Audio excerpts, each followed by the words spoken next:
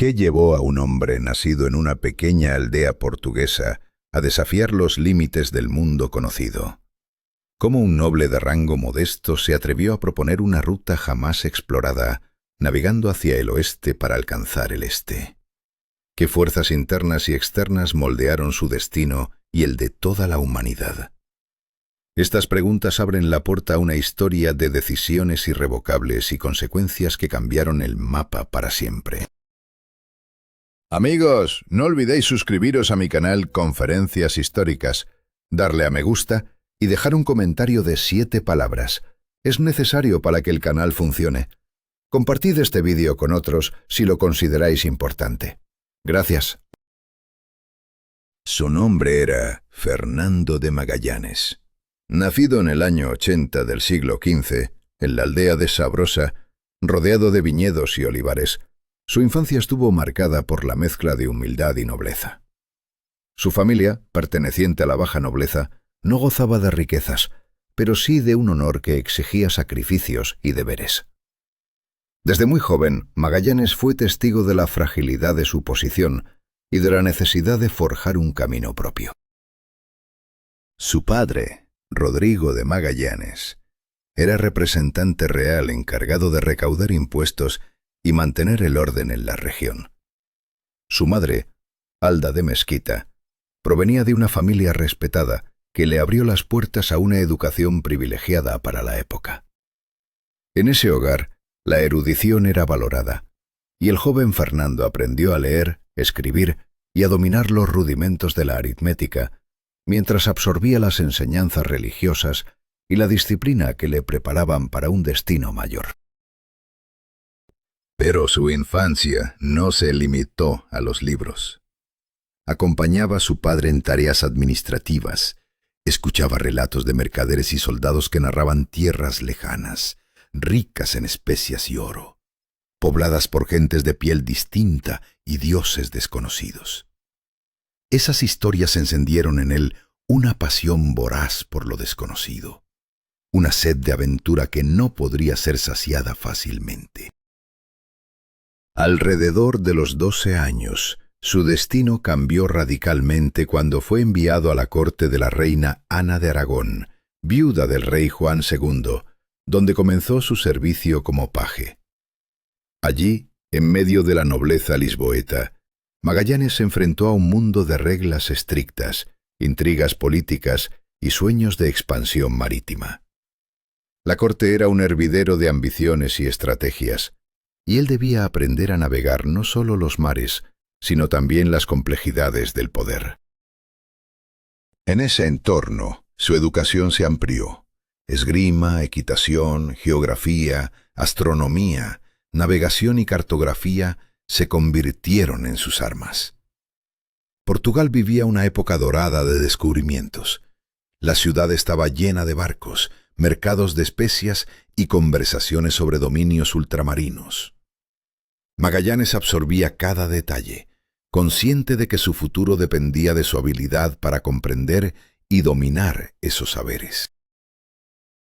Cuando alcanzó la edad de 25 años, ingresó en la Marina Militar bajo el mando de Francisco de Almeida, primer virrey portugués en la India.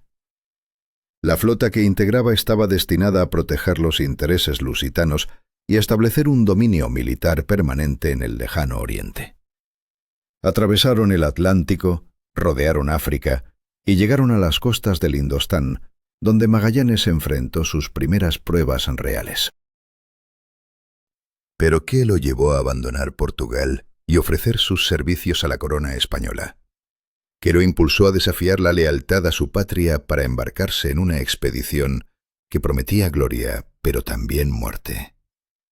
Estas preguntas esconden un drama personal y político que marcaría el rumbo de su vida y de la historia mundial. En este relato, desvelaremos cómo Magallanes convenció a la reina Isabel I de España para financiar su viaje hacia lo desconocido, navegando hacia el oeste para alcanzar las Islas de las Especias. Contaremos la rebelión que estalló en los primeros días de la travesía, el hallazgo del estrecho que lleva su nombre y que cambió para siempre la geografía mundial, y cómo, a pesar de sus esfuerzos, Magallanes no vivió para ver el triunfo de su hazaña. Relataremos la agonía de los barcos y sus tripulaciones, la incertidumbre y el silencio abrumador del Pacífico, y la épica supervivencia de una sola nave que logró regresar a casa, completando la primera circunnavegación del planeta. Cada decisión, cada error, cada acto de valentía y miedo se entrelazan en esta historia de destinos sellados y sueños imposibles. Si quieres conocer más relatos como este, suscríbete a Conferencias Históricas. Aquí cada día, las historias que forjaron nuestro mundo cobran vida. ¿Qué precio paga un hombre cuando sus méritos se ignoran? ¿Cómo soportar la traición silenciosa de aquellos que detentan el poder? Fernando de Magallanes, un veterano curtido en incontables batallas, enfrentó esta amarga verdad tras regresar a su tierra natal. Acababa de sobrevivir a 3 brutales expediciones por tierras y mares lejanos, pero el reconocimiento que esperaba se convirtió en un muro de indiferencia. Y entonces su mundo empezó a desmoronarse lentamente, empujándolo hacia decisiones que cambiarían su destino para siempre. Desde joven, Magallanes había probado el hierro y el fuego en las aguas del Océano Índico, enfrentándose a feroces naves moras y escoltando valientes caravanas por la costa de Malabar. Su deber no se limitaba al mar. Protegía factorías en Canur y Cochín. Defendía guarniciones, y con cada misión comprendía un hecho implacable. El verdadero poder estaba en manos de quienes dominaban la marina. Esa fue su primera gran revelación, pero no la última. En 1510, Magallanes regresó a Asia, esta vez bajo el mando del severo y despiadado Afonso de Albuquerque, quien transformó Goa en la capital de la India portuguesa. Allí, una batalla crucial marcó su vida para siempre: el asalto a Malaca, un enclave estratégico entre China, Java e India. La ciudad estaba fortificada, las calles cerradas con barricadas, y cada metro era un campo de lucha agotador. Magallanes recibió una herida de lanza en la pierna, una lesión que lo acompañaría y marcaría con su sombra cada uno de sus pasos futuros. A pesar del dolor, mantuvo la calma y la valentía, enfrentando el caos con un temple de acero. Por su bravura, recibió un modesto botín, esclavos y un agradecimiento formal, pero nada que reflejara el valor de su sacrificio. Su carrera quedó estancada, y al regresar a Portugal un año después, su alma se llenó de una amarga certeza. No era valorado, ni siquiera respetado. Su salario fue recortado y las oportunidades le fueron negadas cruelmente. ¿Cómo puede alguien que arriesgó su vida quedar relegado al olvido? Magallanes sintió que su patria lo rechazaba, que su esfuerzo no importaba. La nobleza de linajes poderosos dominaba las decisiones, y la política del palacio ignoraba a un hombre de sangre noble, pero empobrecida y sin poderosos protectores. Su voz se diluía en pasillos donde solo se escuchaban los ecos de la aristocracia. El conflicto se agravó en 1514, cuando Magallanes fue herido en una campaña militar en Marruecos. Su lucha no terminó en la batalla. Al regresar, tuvo que enfrentar un largo y humillante proceso para reclamar la compensación por sus heridas. Peor aún, fue involucrado en una disputa por la entrega de caballos, un asunto menor que la burocracia usó para manchar su reputación, aunque no se hallaron pruebas de culpa directa. Sus peticiones de justicia se encontraron con constantes rechazos. Su nombre, una vez respetado en la mar, ahora era menester de indiferencia y sospecha. Su única arma fue la perseverancia. Apeló, presentó documentos, invocó sus victorias en Malaca, pero la puerta del poder seguía cerrada de golpe en su cara. Desesperado, comprendió que seguir allí significaba permanecer silenciado y humillado. En 1517, Magallanes tomó la decisión más arriesgada de su vida. Un hombre que había servido fielmente a su rey, ahora elegía abandonar su país para ofrecer su talento a España, la eterna rival de Portugal. Fue un acto de traición para muchos, pero para él, la única salida posible. El precio de la gloria era dejar atrás todo lo que conocía y arriesgarlo todo por una nueva oportunidad. Así comenzó un capítulo decisivo, donde el destino de Magallanes se entrelazaría con la historia del mundo. La lucha entre lealtad y reconocimiento, entre honor y ambición, lo llevaría a cruzar océanos desconocidos. Pero primero tuvo que preparar meticulosamente su expedición, organizar provisiones, seleccionar la tripulación y cargar el barco con cientos de objetos destinados a intercambios con pueblos indígenas. Cada detalle era crucial, cada decisión irreversible. ¿Podría un hombre solo desafiar no solo a los mares, sino a la política y las intrigas que lo habían rechazado? ¿Sería capaz de forjar un camino donde todos se le daban la espalda? La historia de Fernando de Magallanes no es solo la de un navegante, sino la de un hombre que apostó su vida a un destino incierto, enfrentando el abandono y el olvido con una determinación feroz. Su elección, aunque peligrosa, cambiaría para siempre la historia del mundo. Si deseas conocer más sobre estas historias que forjaron el curso de la humanidad, no olvides suscribirte a Conferencias Históricas y acompañarnos en este viaje lleno de intriga, valor y decisiones que cambiaron el mundo. ¿Quién realmente mandaba en aquella expedición al borde de lo desconocido? ¿Cómo pudo Fernando de Magallanes enfrentar la hostilidad de sus propios hombres, divididos entre lealtades y temores? Desde el primer momento, la tensión entre los capitanes y el mando extranjero se convirtió en una sombra que amenazaba con hundir la misión antes siquiera de zarpar. Los marineros castellanos apenas ocultaban su descontento. La idea de obedecer a un capitán extranjero les resultaba insoportable. Por eso, Magallanes se vio obligado a reclutar a hombres de diversas regiones y profesiones: andaluces, vascos, gallegos, flamencos, italianos y hasta algunos portugueses expulsados, como él mismo.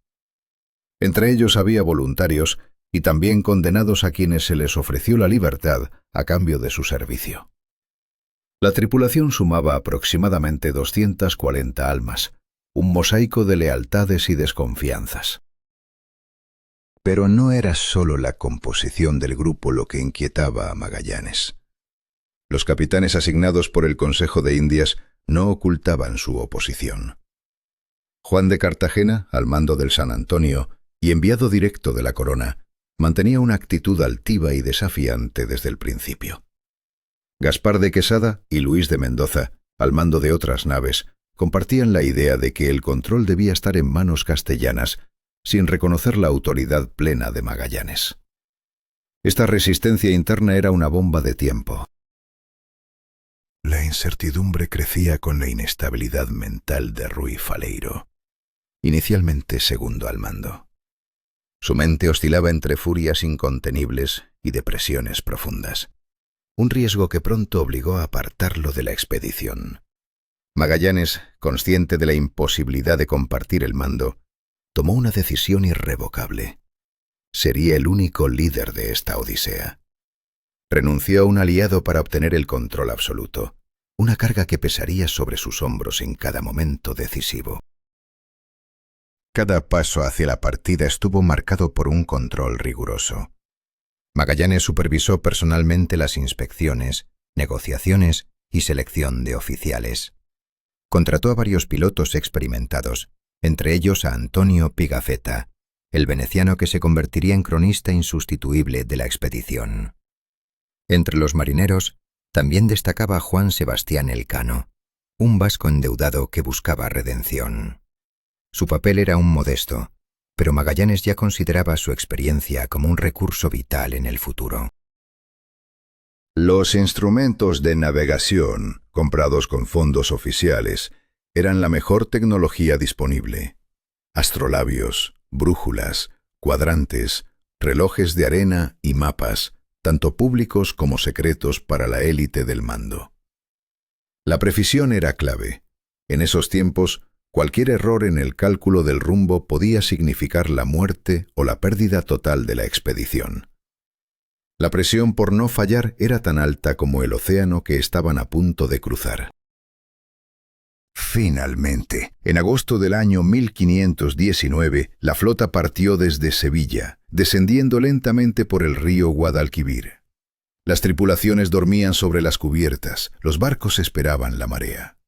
Permanecieron casi un mes en Sanlúcar de Barrameda, donde se ultimaron los preparativos y se aguardó el momento propicio para internarse en el mar abierto. Allí Magallanes convocó a sus capitanes para una última reunión decisiva. Su voz no amenazaba, pero era firme e implacable. Habló del deber, del honor hacia la corona, del valor de cada vida humana a bordo, y de la disciplina imprescindible para sobrevivir. El silencio de sus oficiales fue frío y pesado. Sus miradas contenían rebeldía soterrada. El conflicto interno no desapareció. Simplemente se ocultó bajo la superficie, esperando el momento para estallar. Entonces, la mañana del 20 de septiembre de 1519, bajo el sonido de rezos y campanas, 5 naves se separaron del muelle ante la mirada de la población. Banderas de Castilla ondeaban en sus mástiles. En sus bodegas había sacos de harina, cuerdas, armas y barriles de agua. A bordo iban personas cuyas historias aún no habían sido escritas, y solo una de ellas conocía el destino final hacia el que se dirigían. Nadie podía imaginar que aquel viaje duraría casi 3 años y culminaría en la primera circunnavegación de la Tierra. Las primeras semanas transcurrieron con viento favorable y provisiones suficientes. La flota navegaba en formación compacta, y el espíritu de los hombres, aun sin el desgaste de la estrechez y la monotonía, permanecía intacto. Pero la calma era solo la antesala de tormentas mucho más oscuras. Si quieres descubrir cómo decisiones fatales y rivalidades internas pusieron en jaque esta epopeya, suscríbete a Conferencias Históricas y no te pierdas los próximos episodios. ¿Fue la decisión de Magallanes de internarse en mares desconocidos un acto de valentía o de locura? ¿Hasta dónde puede un líder mantener la lealtad cuando el miedo y la desesperación se apoderan de sus hombres? Desde las costas africanas hasta los remotos confines de América del Sur, cada paso de esta expedición estuvo marcado por decisiones que sellaron destinos irrevocables. En noviembre del año 1519, después de navegar bajo un sol implacable y atravesar el vasto Atlántico, la expedición de Magallanes alcanzó las costas de la nueva tierra sudamericana. Los barcos, cansados pero llenos de esperanza, doblaron hacia una bahía pintoresca, un puerto natural en la desembocadura de un río que siglos después sería llamado Río de Janeiro. Allí, por primera vez, pudieron echar anclas y respirar con cierto alivio. En aquella pausa, los hombres intercambiaron objetos, cuchillos, espejos y telas, por frutas, carne fresca, pescado y maderas exóticas. La atmósfera, aunque tensa, parecía casi pacífica, un respiro en medio de la odisea. Sin embargo, la calma era engañosa. La incertidumbre sobre lo que aguardaba más allá mantenía latente una amenaza que nadie podía ignorar. Cuando el calendario marcaba enero de 1520, la expedición descubrió el estuario del Río de la Plata. Los indicios geográficos sugerían un posible paso hacia el oeste, un ancho brazo de mar, agua salobre y corrientes poderosas. La esperanza se encendió con fuerza, pero pronto se extinguió al comprobar que no era un canal, sino un callejón sin salida. La desilusión golpeó con dureza, y Magallanes ordenó seguir hacia el sur, adentrándose en zonas desconocidas, donde el mar castigaba con furia, y la naturaleza mostraba su rostro más implacable. Llegó marzo, y con él el otoño austral. La expedición alcanzó un profundo y resguardado golfo que posteriormente sería llamado San Julián. Magallanes decidió que era el momento de enfrentar la inmovilidad y el frío, establecer un campamento invernal. Esta fue una decisión estratégica, la única que podía preservar la vida de sus hombres ante las tormentas venideras. Pero no todos compartieron esta prudencia. La tensión entre la autoridad y la obediencia creció como una tormenta latente. El frío, la inactividad y la escasez de víveres frescos minaron el ánimo de la tripulación. El hastío se transformó en resentimiento y conspiración.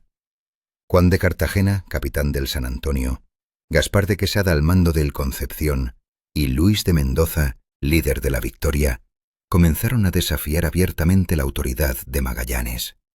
Para ellos, un portugués no tenía derecho a gobernar sobre nades españolas.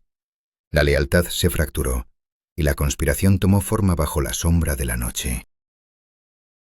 La insurrección estalló en la oscuridad. Las banderas de rebelión se alzaron y las órdenes fueron desobedecidas. Los barcos de Cartagena y Quesada desoyeron las instrucciones, mientras en la Victoria, Mendoza expulsó al oficial leal a Magallanes. El control parecía perdido, y la expedición al borde del naufragio moral. Sin embargo, Magallanes no permitió que el caos lo devorara. Con determinación feroz y sin tiempo para vacilar, preparó una contraofensiva que cambiaría el curso de esta historia. En la noche entre el 1 y el 2 de abril, la lealtad se impuso con violencia. Magallanes envió a Juan Serrano y Gómez de Espinosa con hombres armados a abordar el Victoria. Sorprendidos y desorganizados, los rebeldes no pudieron resistir. Mendoza fue abatido en una lucha desesperada y el control del navío fue restaurado. Aquella victoria fue más que la recuperación de un barco. Fue la restauración del orden en medio del caos, una línea firme trazada en la arena de la traición. El amanecer trajo nuevas acciones. Mediante un ataque rápido y la amenaza del fuego de artillería, Magallanes recuperó el resto de las naves. Cartagena y Quesada fueron arrestados y sometidos a un consejo militar. La justicia se mostró implacable, pero también silenciosa, mientras Quesada contemplaba el horizonte infinito. Entonces pronunció una palabra que resonaría para siempre: Mar Pacífico. No porque el océano fuera tranquilo, sino porque en ese momento, tras el motín y el sufrimiento, la idea de paz parecía un milagro. El paso al oeste estaba asegurado, el estrecho encontrado y atravesado con éxito. Por primera vez en la historia, la ruta hacia el gran océano se abría ante ellos.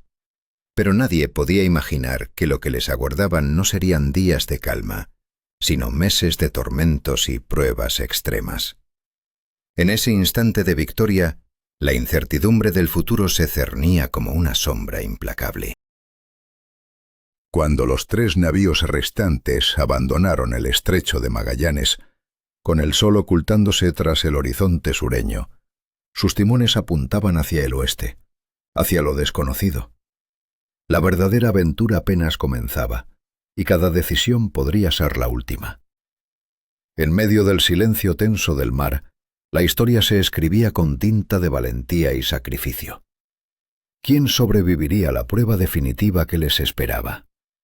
¿Hasta dónde puede resistir el espíritu humano cuando el enemigo no es un hombre ni una tormenta, sino el paso inexorable del tiempo?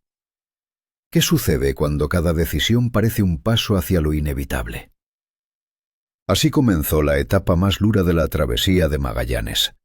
No una batalla contra el mar embravecido, sino una lucha silenciosa contra el silencio y la desolación absoluta que lentamente devoraba a cada barco y marino. Al principio, todo parecía un regalo de la fortuna. El nuevo océano se mostraba sereno, sin tempestades ni vientos violentos. Magallanes y sus hombres, acostumbrados a los caprichos del Atlántico y el Estrecho, interpretaron aquella calma como un buen augurio. La primera semana navegaban con esperanza, confiando en alcanzar las Islas Malucas en un mes. Pero la ilusión pronto empezó a desvanecerse.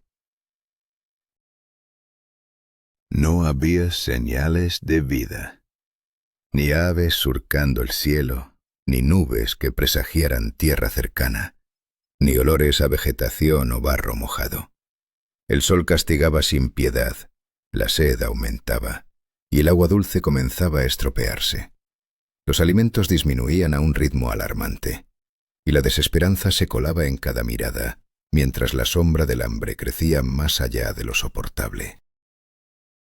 El deterioro de las provisiones fue el primer golpe fatal.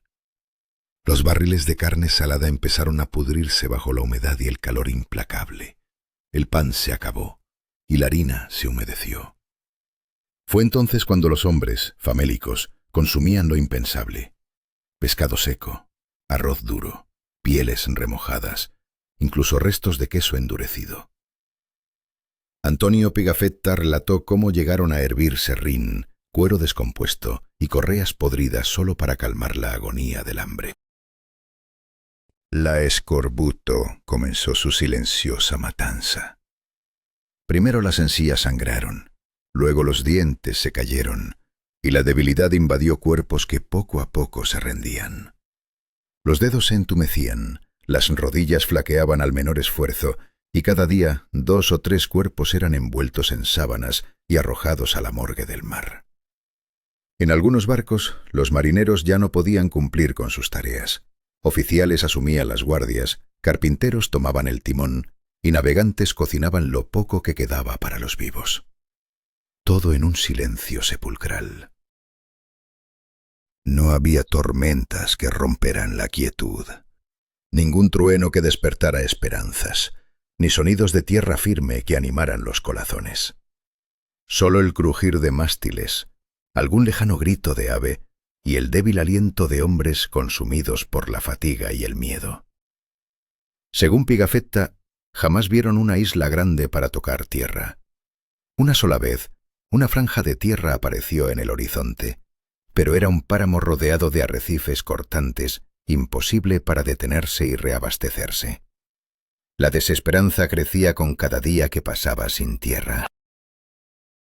Pasaron más de 30 días, luego 60. El tiempo perdió significado.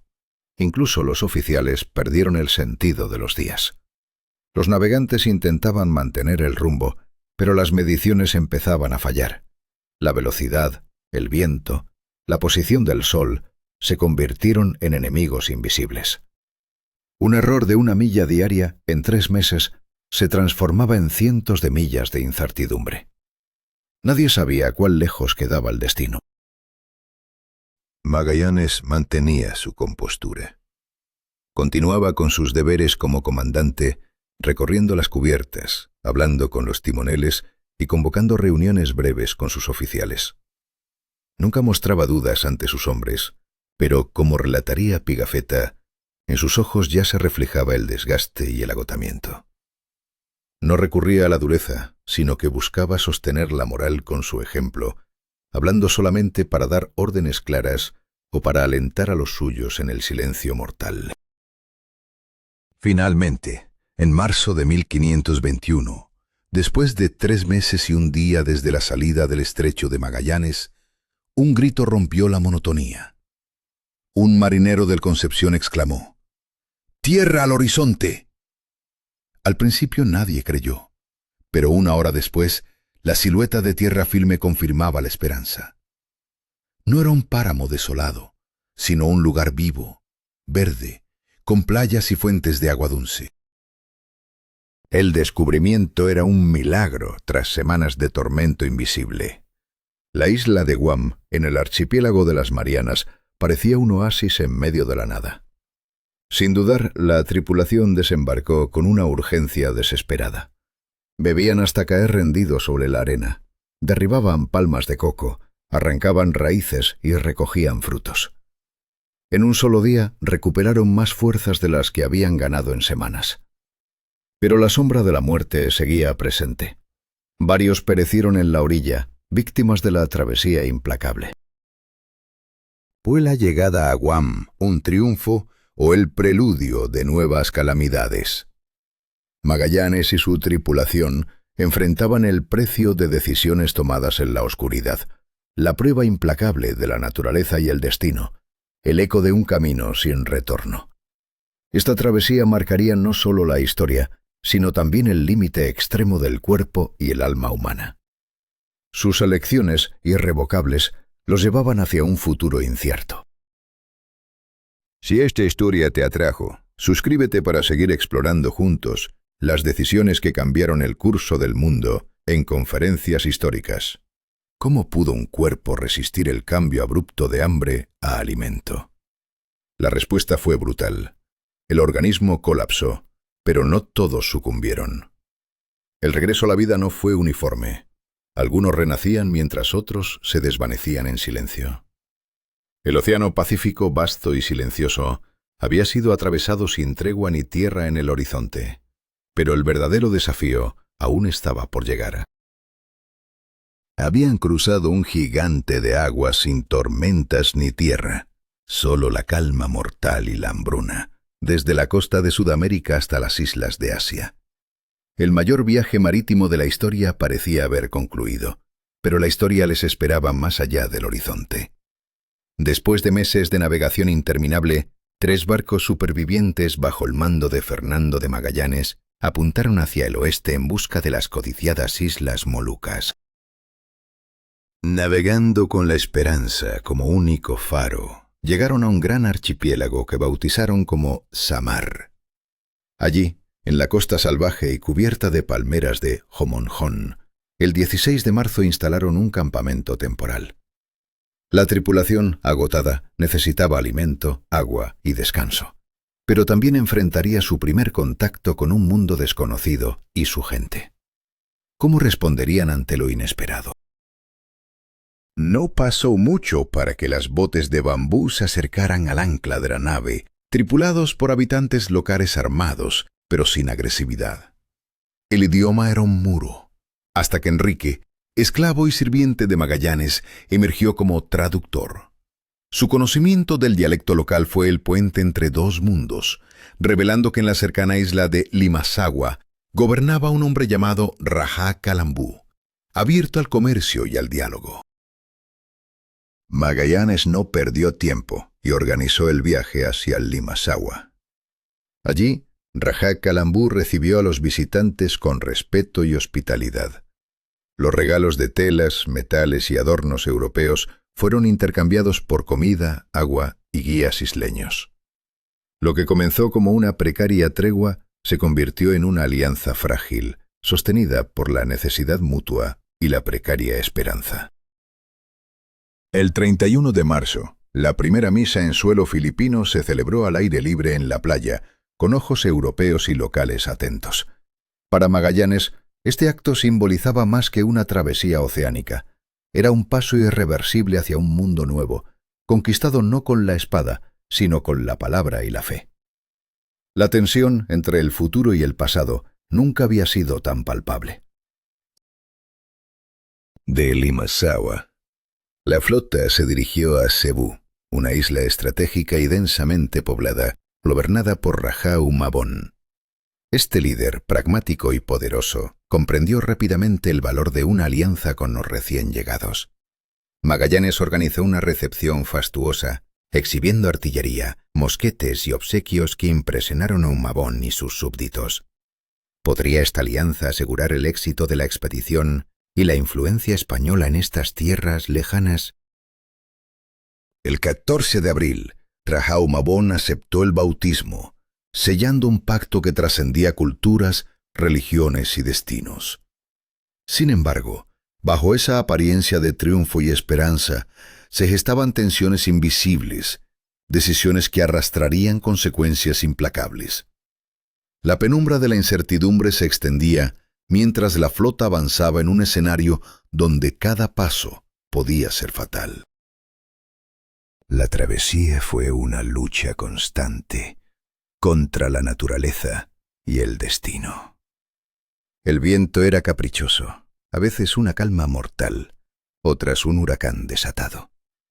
El alimento se echaba a perder, el agua escaseaba, y la enfermedad, especialmente el escorbuto, devoraba cuerpos sin piedad. Evitar los puertos portugueses era una cuestión de vida o muerte. El temor a ser arrestados los mantenía en constante alerta y desgaste mental. Solo en Cabo Verde, territorio portugués, se atrevieron a desembarcar en secreto, disfrazados como mercaderes víctimas de tormenta. Pero la mentira fue descubierta y parte de la tripulación apresada. Enrique y el resto no podían esperar. Elcano levantó las velas sin mirar atrás, consciente de que cada minuto perdido ponía en riesgo la vida de los pocos sobrevivientes. El 6 de septiembre de 1522, bajo el abrasador sol andaluz, la Victoria entró lentamente en el puerto de Sanlúcar de Barrameda. De los 5 barcos que partieron, solo uno regresó, con 18 europeos y 4 asiáticos a bordo. No hubo celebraciones ni música, solo un silencio pesado y un asombro que marcaba el fin de una odisea colosal. ¿Qué historia contarían esos supervivientes? ¿Qué precio habían pagado por el descubrimiento? Esta fue la historia de decisiones irreversibles, de miedos humanos y consecuencias inevitables. Fernando de Magallanes y su tripulación sellaron con sangre y fe una ruta que cambiaría el mundo, pero a un costo que pocos pudieron imaginar. ¿Estás preparado para descubrir los secretos que aún permanecen ocultos en esas aguas? Si quieres conocer más sobre estas conferencias históricas y adentrarte en las historias que definieron nuestro destino, no olvides suscribirte y acompañarnos en el próximo viaje. La historia no espera, y tampoco deberías tú.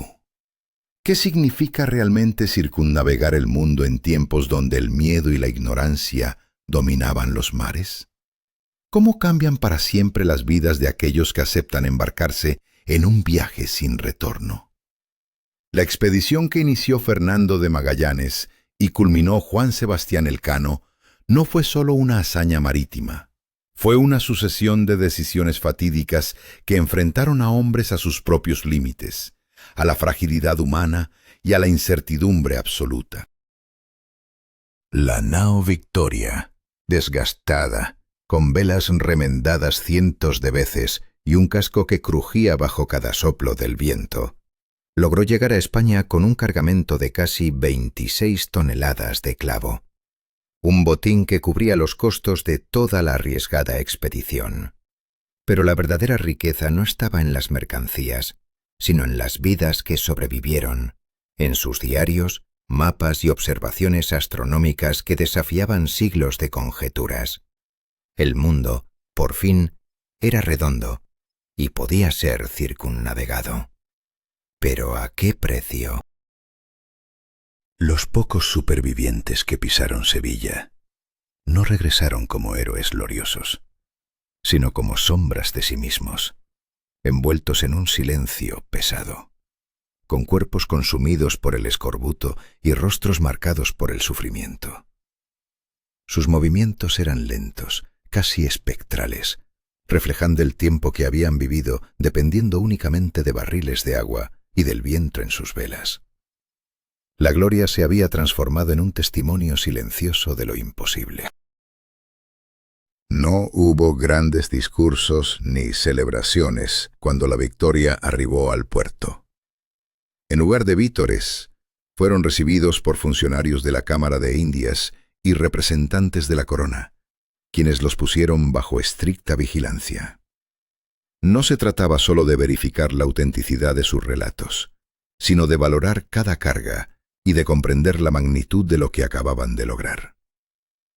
Comenzaron entonces interrogatorios largos y minuciosos, primero para fines comerciales y luego para la corte imperial. Juan Sebastián Elcano fue convocado a Valladolid, donde el emperador Carlos V le entregó un anillo con la imagen del globo terráqueo y el lema en latín: Primus circumdedisti me. Fuiste el primero en circunnavegarme. Junto con este honor, recibió una pensión real. Sin embargo, su cuerpo ya debilitado no resistió. Murió años después en una nueva campaña marítima en las lejanas latitudes del Pacífico, sin llegar a la vejez.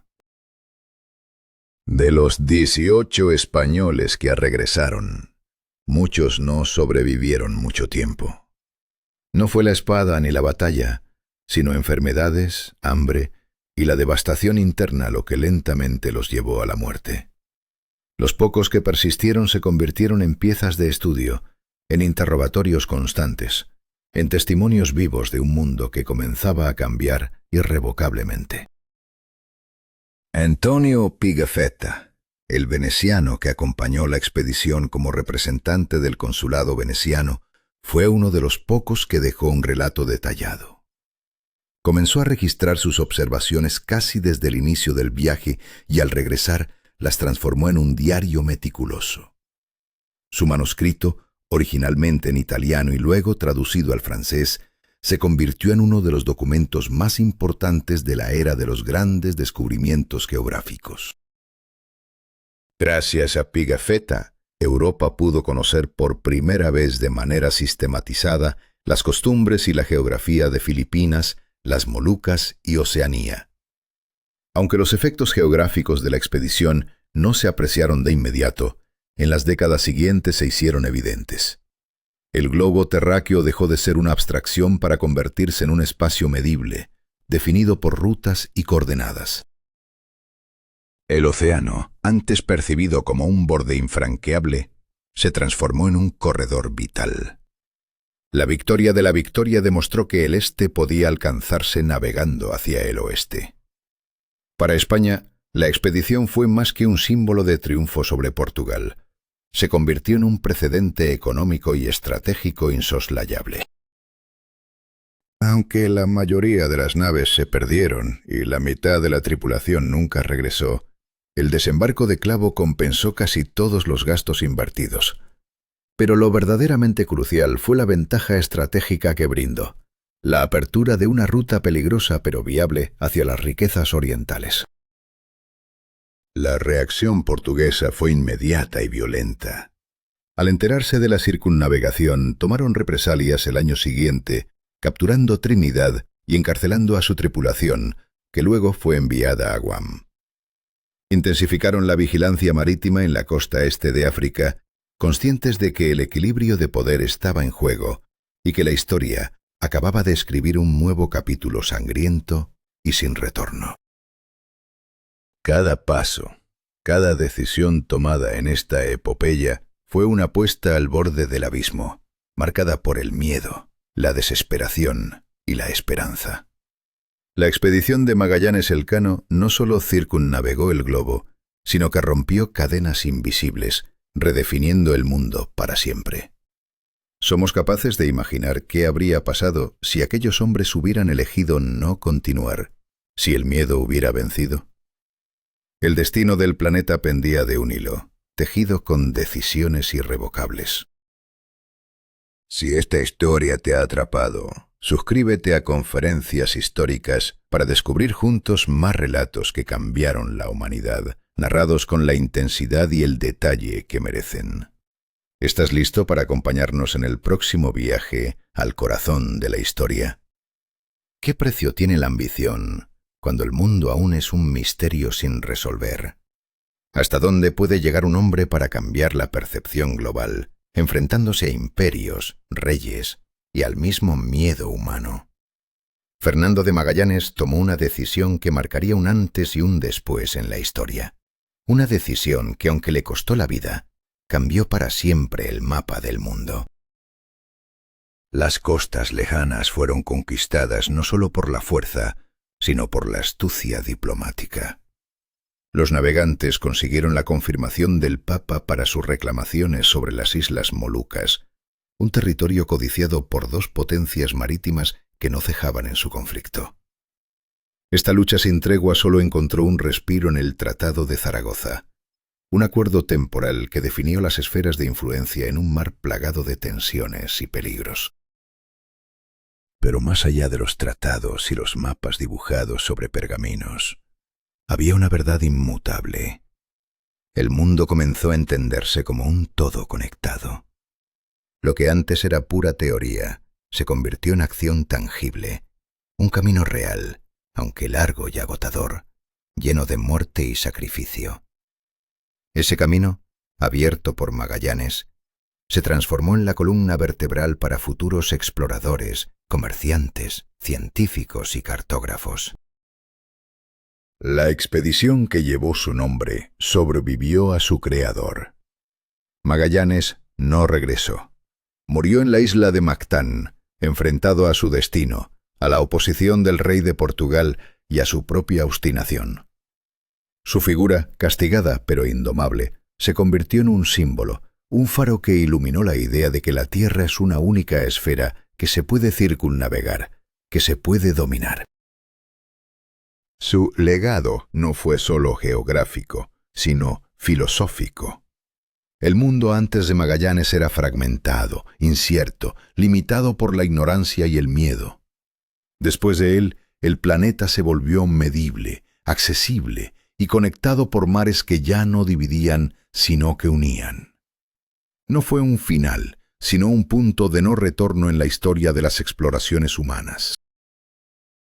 Cada paso, cada decisión tomada en esa travesía representó una línea irreversible trazada en la historia. Sus consecuencias reverberaron a través del tiempo, demostrando que la valentía y la obstinación pueden cambiar el mundo, pero también que el precio de esas decisiones puede ser el más alto posible, la vida misma. ¿Quién fue realmente Magallanes? ¿Un héroe? ¿Un loco? ¿Un rebelde? Su nombre fue inmortalizado en un estrecho en Sudamérica, en dos nubes estelares del hemisferio sur y en la idea fundamental de unidad global. Sin embargo, su historia está marcada por la contradicción. Un hombre cuya influencia trascendió incluso su ausencia física. La expedición no solo trazó rutas, sino que desató temores y esperanzas. Enfrentó a culturas desconocidas y confrontó la fragilidad humana ante lo desconocido. Cada ola superada fue una victoria frente a la incertidumbre, cada puerto alcanzado un enfrentamiento con el destino. Y aún así, la travesía continuó, porque no había vuelta atrás. El mundo, antes fragmentado y condicionado por fronteras invisibles, fue ahora un lugar medible y navegable. Los mares dejaron de ser barreras y se convirtieron en caminos. Este cambio irreversible marcó el inicio de una nueva era de descubrimientos, comercio y conocimiento, impulsada por la determinación de hombres como Magallanes, que eligieron arriesgarlo todo. Sus decisiones, sus errores y su persistencia son un legado vivo, una advertencia y una inspiración. La historia de Magallanes nos recuerda que cada paso hacia lo desconocido está lleno de miedo, pero también de la posibilidad de transformar el mundo para siempre.